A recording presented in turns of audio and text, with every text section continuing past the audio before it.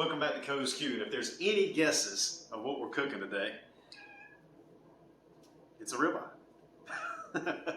Really looking forward to it. It's been a while since I've actually cooked this cut of meat, where it's already cut to an individual steak. Normally I do the tomahawks or the picanhas, and the bigger cuts, and of course the briskets is another form of beef. But every once in a while I just like a nicely cut, shaped up ribeye, about an inch and a quarter thick. These are roughly 3/4 to an inch and a quarter, from biggest to smallest. But yeah, we'll be digging into these here in just a few hours. But first one, we'll get it seasoned up, show you how we're going to do that. We'll be using this all-purpose season I put together. Just got a bunch of different herbs and spices in it, and I'll go over that when I'm seasoning the steak. So come along.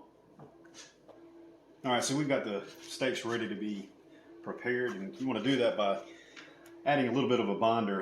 There is a moisture layer a little bit from where it was in the packaging, but I like adding a little bit of Worcestershire sauce, however you want to pronounce that's fine with me.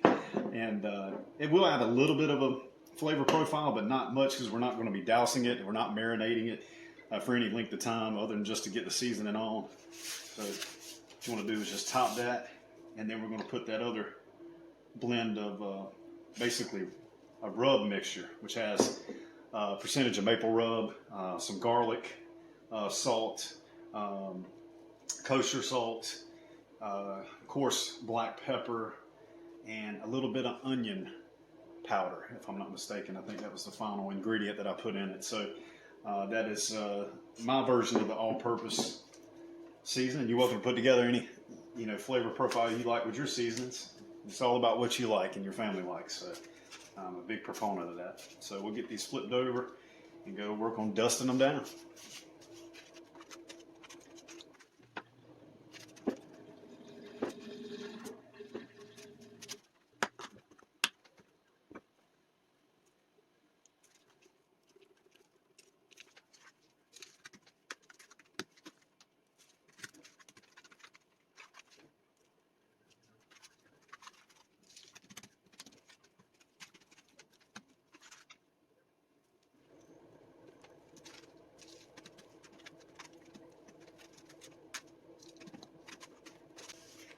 And voila, there you go. They're ready to rest for a few hours with that seasoning working through the meat, and by the time it's ready to cook, it should be fully went through the whole portion of the ribeye, and we'll get it out there to the slow and sear. Now, I'm fully aware that this part of the process doesn't get very much fanfare, but I'm a huge prep guy. Like, I go through in my mind the steps I'm going to be at through each part of the cook well before I even get started, and getting the grill prep to get your heat source figured out and how you're going to go about it is no different than prepping the meat and how you want the food to taste in the end, because it all goes hand in hand. The better job you do with this, the better your food's going to turn out at the end. So I like using a chimney if I'm wanting to get things started quickly. I spoke with somebody I love near and dear to me, and they don't have a lot of time, just busy people, and I understand that. And cooking with charcoal, it can be a little bit slower process because you got to wait for the coals to heat up. But this thing right here speeds that process up immensely, and I'll show you how. Get this thing filled up with just above the top. All right, so now we got it full to our liking, and we'll use this to be distributed into the slow and sear, and there'll be some residual charcoal already in that, so we'll have the right amount to keep the temp where we need it. Going to cook somewhere roughly around 250 to 275, but we're going to sear them off. Haven't decided if I'm going to do it in the beginning, which I think I'm leaning toward, or at the end, probably in the beginning. But yeah, and then we'll pull it off the heat and let it finish up to roughly about, I think I'm going for roughly about 115, 118, if I'm going to sear them at the end, about 126 to 132 if I'm searing in the beginning. So, all right, so now we take our tumbleweed, place it right there somewhere on the grill that you're not using for your cook. You can, I've got multiple out here, so I'd rather use one that I'm not cooking on, so I don't have to clean off the residue that's left over. Very little, but it doesn't matter either way. So just get that going, make sure the flame catches. Unless it's damp, it should catch with no problem. Just place that right there. All right, through the magic of time, tech, and temp, coal's looking good. All right, so there's already a bed of coals in there, and we're just going to slide these heated up coals evenly on top of those.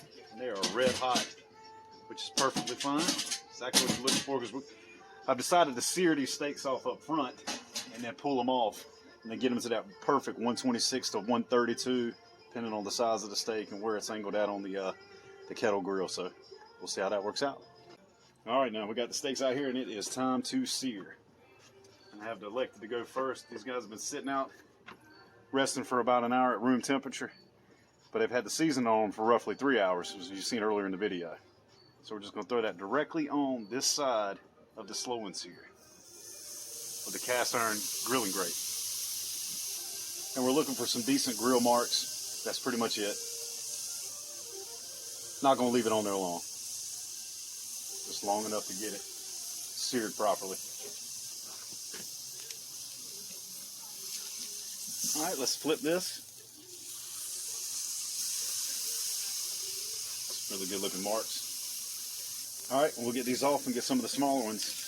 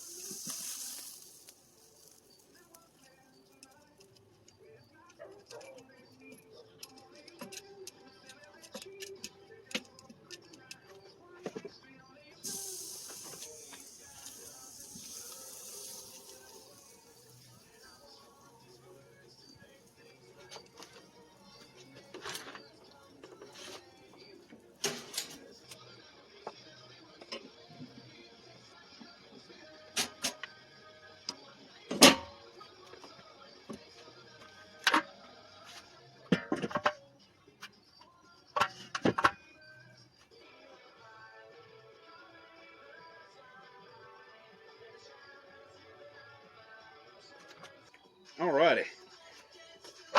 Yep, the sun's set on us, and we're just going to check this real quick, and we'll get into better lighting here just in the short. Just want to check the temps real fast. Oh, we're there. 133, 134, 135. That's beautiful. Let's get inside and let them rest for a minute.